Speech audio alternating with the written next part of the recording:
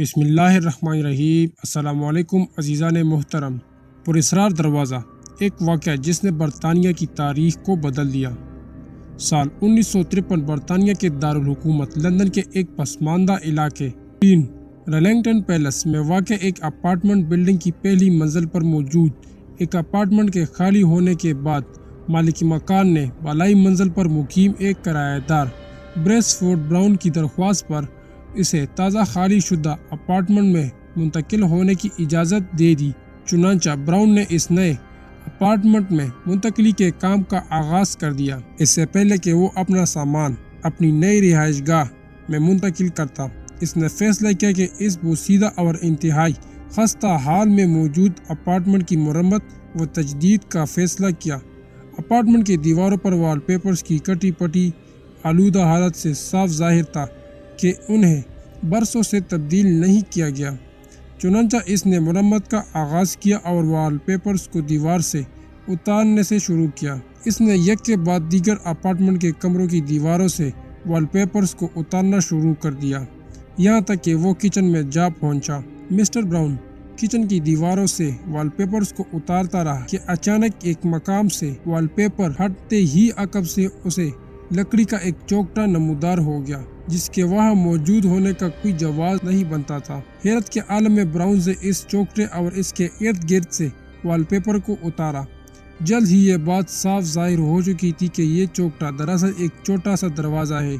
اس apartment کی دیوار میں ایک خفیہ دروازے کی موجودگی انتہائی غیر معمولی بات تھی۔ براؤن نے اس دروازے کو کھولنے کی کوشش کی اور کچھ دیر تک وہ دروازے کو کھولنے میں کامیاب ہو چکا تھا۔ دوسری جانب گپت تاریکی تھی۔ براؤن نے روشنی کا انتظام کیا اور جیسے ہی اس نے اس دروازے کے پار موجود چھوٹے سے کمرے پر نظر ڈالی تو اس کے وجود کا ہر خلیہ لرز کے رہ گیا۔ یہ کہانی شروع ہوتی ہے 29 سال پہلے، 20 نومبر سال 1924 کو ویلز کے علاقے گلیمورگن کے ایک چھوٹے سے غریب قصبے میں ٹیموتھی ایونز کی پیدائش ہوتی ہے۔ اس کا باپ اس کی پیدائش سے قبل ہی اس کی ماں کو چھوڑ کر جا چکا تھا اور اس کی ناخواندہ ماں تومیسینا کے پاس کوئی کل وقتی روزگار موجود نہ تھا اور وہ چھوٹے موٹے کام دھندوں سے اپنا گزارا چلانے پر مجبور تھی۔ گویا ایونز کی پیدائش ایک انتہائی غریب خاندان اور سخت افلاس کی حالت میں ہوئی۔ ایونز کے 2 بہنیں بھی تھیں۔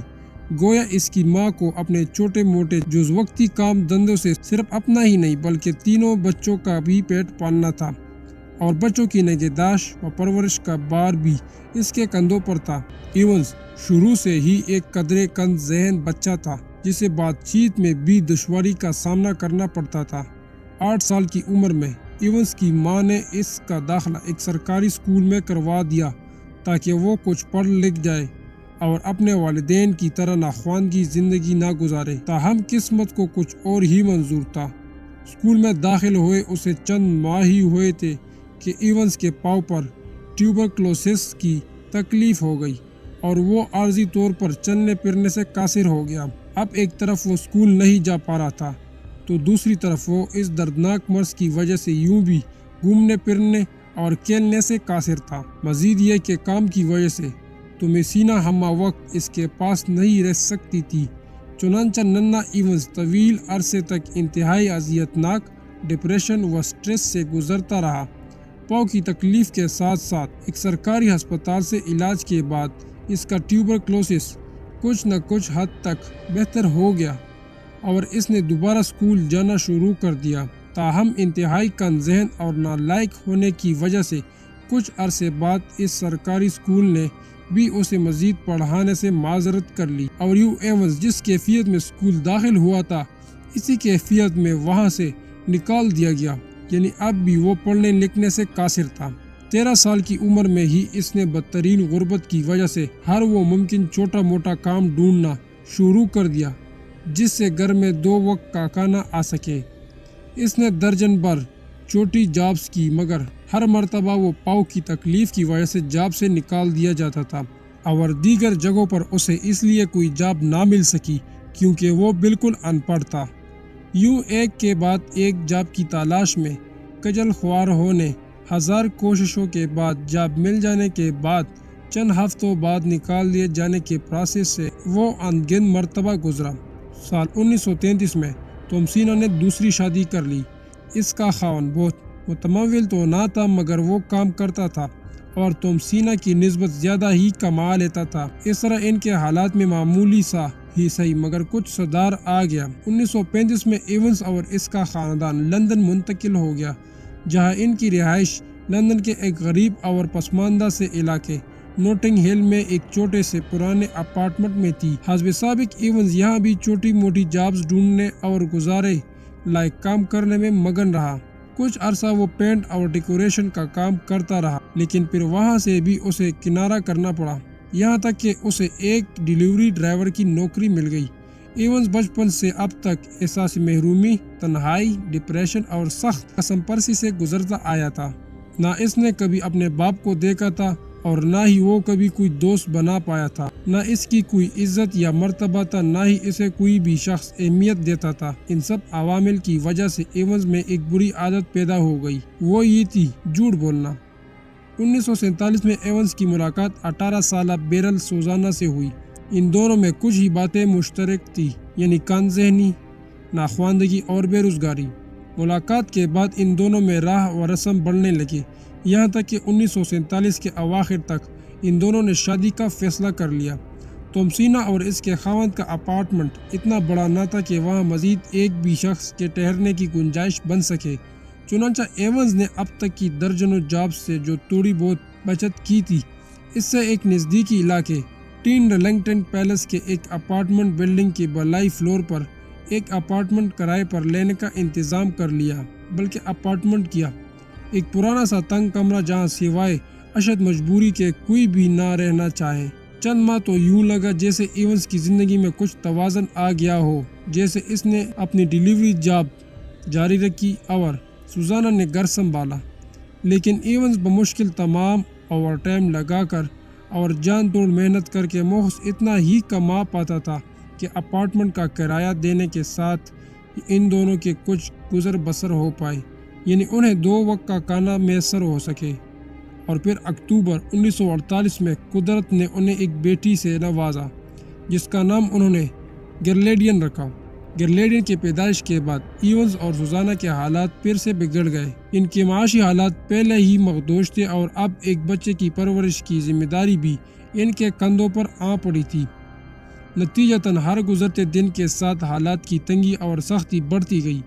ایونز کئی گھنٹے اوور ٹائم لگانے کے باوجود بھی اپنے معاشی حالات کو بہتر کرنے میں کامیاب نہیں ہو پا رہا۔ ایونز ہر اس شخص سے قرض لے چکا تھا جسے وہ جانتا تھا، اور قرض کی رقم واپس کرنے کا سوال ہی نہیں تھا، چنانچہ انہیں اپنے سروائیول کے لیے چند جگہ سے سود پہ قرض لے لیا، جو کہ وہ دونوں اچھی طرح جانتے تھے کہ اس قرض کو بھی وہ کبھی چکا نہ پائیں گے۔ اب آئے دن ان دونوں کے درمیان سخت لڑائی جھگڑا رہنے لگا، بات پر الجھنا اور تلخ کلامی تو روز کا معمول بن گیا، اور ہر گزرتے دن کے ساتھ یہ جھگڑے بڑھتے جا رہے تھے۔